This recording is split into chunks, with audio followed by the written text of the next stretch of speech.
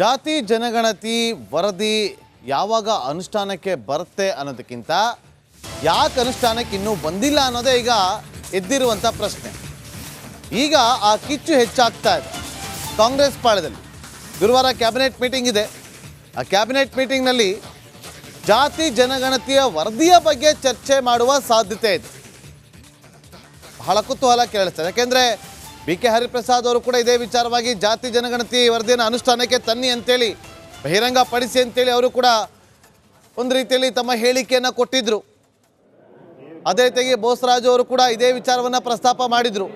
ಆದರೆ ವಿಪಕ್ಷ ಇದನ್ನು ಮೂಢ ಹಗರಣ ಡೈವರ್ಟ್ ಮಾಡೋದಕ್ಕೆ ಇದನ್ನು ಚರ್ಚೆಗೆ ಮುನ್ನೆಲೆಗೆ ತರ್ತಿದ್ದಾರೆ ಅಂತೇಳಿ ಅವರು ಆಕ್ರೋಶವನ್ನು ಕೂಡ ವ್ಯಕ್ತಪಡಿಸಿದರು. ಇದೆಲ್ಲದರ ನಡುವೆ ಗುರುವಾರ ಕ್ಯಾಬಿನೆಟ್ ಮೀಟಿಂಗ್ ನಡೆಯುತ್ತೆ. ಆ ಕ್ಯಾಬಿನೆಟ್ ಮೀಟಿಂಗ್ನಲ್ಲಿ ಜಾತಿ ಜನಗಣತಿ ವರದಿಯ ವಿಚಾರವಾಗಿ ಚರ್ಚೆ ಮಾಡುವಂಥ ಸಾಧ್ಯತೆ ಇದೆ ಅಂತ ಹೇಳಲಾಗ್ತಾ ಇದೆ.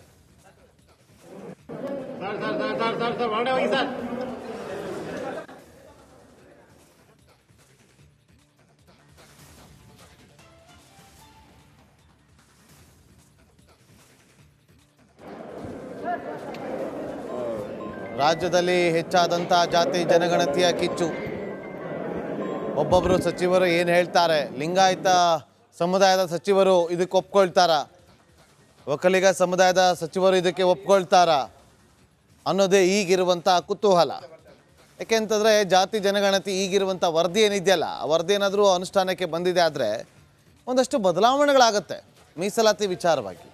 ಹಾಗಾಗಿ ಇದನ್ನು ಅನುಷ್ಠಾನಕ್ಕೆ ತರೋದು ಬೇಡ ಅಂಥೇಳಿ ಕಾಂಗ್ರೆಸ್ ಪಾಳ್ಯದಲ್ಲಿರುವಂಥ ಕ್ಯಾಬಿನೆಟ್ನಲ್ಲಿರುವಂಥ ಸಚಿವರ ಹಾದಿಯಾಗಿ ಲಿಂಗಾಯತ ಮುಖಂಡರೆಲ್ಲರೂ ಕೂಡ ಸಹಿಯನ್ನು ಮಾಡೋ ಮೂಲಕ ಅದನ್ನು ಸಿದ್ದರಾಮಯ್ಯವರ ಗಮನಕ್ಕೆ, ಹೈಕಮಾಂಡ್ ಗಮನಕ್ಕೆ ತರುವಂಥ ಕೆಲಸವನ್ನು ಕೂಡ ಮಾಡಿದರು. ಹಾಗಾಗಿ ಇಲ್ಲಿ ಎಲ್ಲರೂ ಕೂಡ ಒಮ್ಮತದಿಂದ ಒಪ್ಪಿಕೊಳ್ತಾರಾ ಕ್ಯಾಬಿನೆಟ್ ಮೀಟಿಂಗ್ನಲ್ಲಿ ಚರ್ಚೆ ಸಂದರ್ಭದಲ್ಲಿ ಅನ್ನೋದೇ ಈಗಿರುವಂಥ ಕುತೂಹಲ. ಮತ್ತಷ್ಟು ಮಾಹಿತಿಯನ್ನು ಕೊಡೋದಕ್ಕೆ ನಮ್ಮ ಪೊಲಿಟಿಕಲ್ ಬ್ಯೂರೋ ಹೆಡ್ ಆಗಿರುವಂಥ ವಿಜಯ್ ಈಗ ನೇರ ಸಂಪರ್ಕದಲ್ಲಿ ಜಾಯ್ನ್ ಆಗಿದ್ದಾರೆ. ವಿಜಯ್, ಗುರುವಾರ ಚರ್ಚೆ ಆಗುತ್ತೆ, ಕೇವಲ ಚರ್ಚೆಗಷ್ಟೇ ಸೀಮಿತ ಆಗ್ತಾ ಇದೆಯಾ ಅಂತ?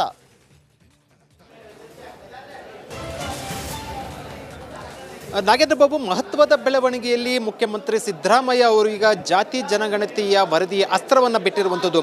ಮೂಡ ಪ್ರಕರಣ ಸಂಬಂಧಪಟ್ಟಂತೆ ಒಂದಷ್ಟು ರಾಜಕೀಯವಾಗಿ ಒಂದಷ್ಟು ಬದಲಾವಣೆಗಳು ಅಥವಾ ರಾಜಕೀಯವಾಗಿ ಒಂದಷ್ಟು ನಾನಾ ರೀತಿಯ ಚರ್ಚೆಗಳ ಬೆನ್ನಲ್ಲಿ ಈಗ ಹಿಂದುಳಿದ ವರ್ಗಗಳ ಅಸ್ತ್ರವನ್ನು ಬಿಟ್ಟಿರುವಂಥದ್ದು. ಇದಕ್ಕೆ ಪೂರಕವಾಗಿ ಇಂದು ಹಿಂದುಳಿದ ವರ್ಗಗಳ ನಾಯಕರು ಮುಖ್ಯಮಂತ್ರಿ ಸಿದ್ದರಾಮಯ್ಯ, ಅದರಲ್ಲಿ ಸಚಿವರು ಕೂಡ ಮತ್ತು ಶಾಸಕರು ಕೂಡ ಮುಖ್ಯಮಂತ್ರಿ ಸಿದ್ದರಾಮಯ್ಯವರನ್ನ ಭೇಟಿಯಾಗಿ ಜಾತಿ ಜನಗಣತಿ ವರದಿಯನ್ನು ಜಾರಿ ಮಾಡಿ ಸಂಬಂಧಪಟ್ಟಂತೆ ಒತ್ತಾಯವನ್ನು ಮಾಡಿರುವಂಥದ್ದು. ಅದು ಈಗ ಮುಂದಿನ ಸಚಿವ ಸಂಪುಟ ಸಭೆಯಲ್ಲಿ ಅಂದರೆ ಗುರುವಾರ ಸಚಿವ ಸಂಪುಟ ಸಭೆ ನಿಗದಿಯಾಗಿರುತ್ತದೆ. ಅಲ್ಲೂ ಕೂಡ ಈ ಸಂಬಂಧಪಟ್ಟ ಚರ್ಚೆ ಆಗಲಿದೆ. ಜಾತಿ ಜನಗಣತಿ ವರದಿಗೆ ಸ್ವಪಕ್ಷದಲ್ಲೂ ಕೂಡ ಅಪಸ್ವರ ಇರುವಂಥದ್ದು. ಒಕ್ಕಲಿಗ ಮತ್ತು ಲಿಂಗಾಯತ ನಾಯಕರು ಇಬ್ಬರೂ ಕೂಡ ನಾಯಕರು ಪಕ್ಷಾತೀತವಾಗಿ ಅದಕ್ಕೆ ಸಂಬಂಧಪಟ್ಟಂತೆ ವಿರೋಧವನ್ನು ವ್ಯಕ್ತಪಡಿಸ್ತಾ ಇರುವಂಥದ್ದು. ಇದರ ಬೆನ್ನಲ್ಲೇ ಇಷ್ಟು ದಿನ ಇಲ್ಲದಂತಹ ಜಾತಿ ಜನಗಣತಿ ವರದಿ ಈಗ ಪ್ರಸ್ತಾಪ ಆಗ್ತಾ ಇರೋದು ಹಿಂದೆ ಒಂದಷ್ಟು ರಾಜಕೀಯ ಬೆಳವಣಿಗೆಗಳ ಜೊತೆಗೆ ಹಿಂದುಳಿದ ವರ್ಗಗಳ ಬಲವನ್ನು ತೆಗೆದುಕೊಳ್ಳುವ ನಿಟ್ಟಿನಲ್ಲಿ ಮುಖ್ಯಮಂತ್ರಿ ಸಿದ್ದರಾಮಯ್ಯ ಅವರು ಒಂದು ಚಾಣಾಕ್ಷ ನಡೆಯನ್ನು ಅನುಸರಿಸಿರುವಂಥದ್ದು. ಮುಂದೆ ಒಂದಷ್ಟು ರಾಜಕೀಯ ಸಂದೇಶವನ್ನು ಕೊಡ್ತಾ ಇರುವಂಥದ್ದು.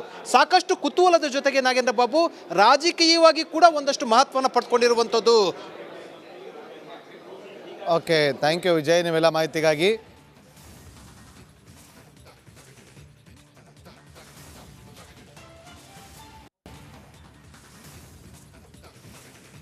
ಇವತ್ತು ಒಂದು ಮಹತ್ವದ ಬೆಳವಣಿಗೆ ಆಗಿದೆ. ಅದೇನು ಅಂತಂದರೆ BJP ರಾಜ್ಯಾಧ್ಯಕ್ಷರಾಗಿರುವಂಥ ವಿಜೇಂದ್ರ ಅವರು ಸತೀಶ್ ಜಾರಕಿಹೊಳಿ ಅವರನ್ನು ಭೇಟಿ ಮಾಡಿದರು. ಈ ಭೇಟಿ ಒಂದು ರೀತಿಯಲ್ಲಿ ನಾನಾ ಚರ್ಚೆಗಳಿಗೆ ಕಾರಣವಾಗ್ತಾ ಇದೆ. ನಿಮ್ಮ ಜೊತೆ ಮಾತುಕತೆ ನಡೆಸಬೇಕು ಬನ್ನಿ ಸರ್, ಅವರನ್ನು ಕರೆಸಿದ್ದಾರೆ ಜಾರಕಿಹೊಳಿ ಅವರು. ಪ್ರತ್ಯೇಕವಾಗಿ ಮಾತುಕತೆ ನಡೆಸಿದ್ದಾರೆ. 5 ನಿಮಿಷಗಳ ಕಾಲ ಮಾತುಕತೆ ನಡೆಸಿದ್ರು. ವಿಜೇಂದ್ರ ಅವರನ್ನು ಕರೆದಂಥ ಹಿನ್ನೆಲೆಯಲ್ಲಿ ಜಾರಕಿಹೊಳಿ ಅವರು ಪ್ರತ್ಯೇಕವಾಗಿ ಮಾತುಕತೆಯನ್ನು ನಡೆಸಿದ್ದಾರೆ.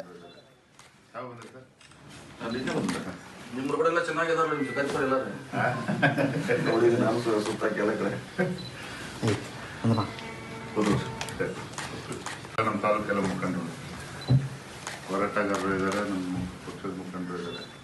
ಯಾವ ಬಂದ್ರೆ ಸರ್? ಅಲ್ಲಿಗೆ ಬಂದ್ರೆ ನಿಮ್ಮ ಹೊರಗಡೆ ಚೆನ್ನಾಗಿದೆ. ಪವರ್ ಸೆಂಟರ್ ಆದಂಥ ಸಚಿವ ಸತೀಶ್ ಜಾರಕಿಹೊಳಿ ಅವರ ಮನೆ ಬೆಳಗ್ಗೆ ವಿಜೇಂದ್ರ ಅವರು ಭೇಟಿ ಮಾಡಿದ್ರು.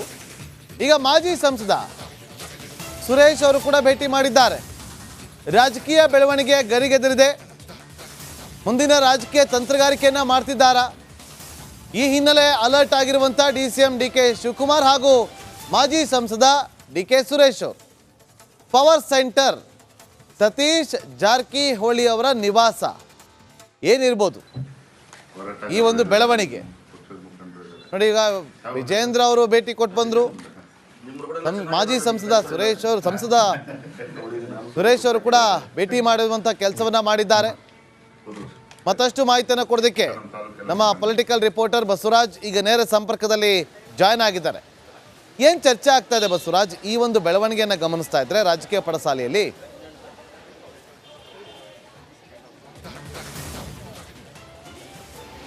ಖಂಡಿತ ನಾಗೇಂದ್ರ ಬಾಬು, ಸದ್ಯ ರಾಜಕೀಯದಲ್ಲಿ ಒಂದಷ್ಟು ಬದಲಾವಣೆ ಮತ್ತು ಒಂದಷ್ಟು ಚರ್ಚೆ, ಒಂದಷ್ಟು ಮೀಟಿಂಗ್ಗಳು, ಒಂದಷ್ಟು ಕುತೂಹಲಕಾರಿ ಆದಂಥ ಅಂಶಗಳು ಬೆಳಕಿಗೆ ಬರ್ತಾ ಇರ್ತಕ್ಕಂಥದ್ದು.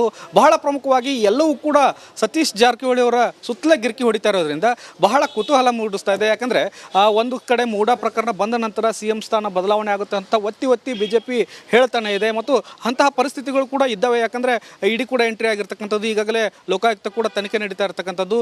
ಒಂದು ವೇಳೆ ಏನಾದರೂ ಅಂಥ ಅಂತಿಮ ಪರಿಸ್ಥಿತಿ ಬಂದರೆ ಹೈಕಮಾಂಡ್ ಕೂಡ ಸಿದ್ದರಾಮಯ್ಯ ಅವರನ್ನ ಬದಲಿಸಿ ಮುಂದೆ ಯಾರನ್ನಾದರೂ CM ಮಾಡಬೇಕನ್ನುವಂಥ ಚರ್ಚೆಗಳಿದ್ದಾವೆ.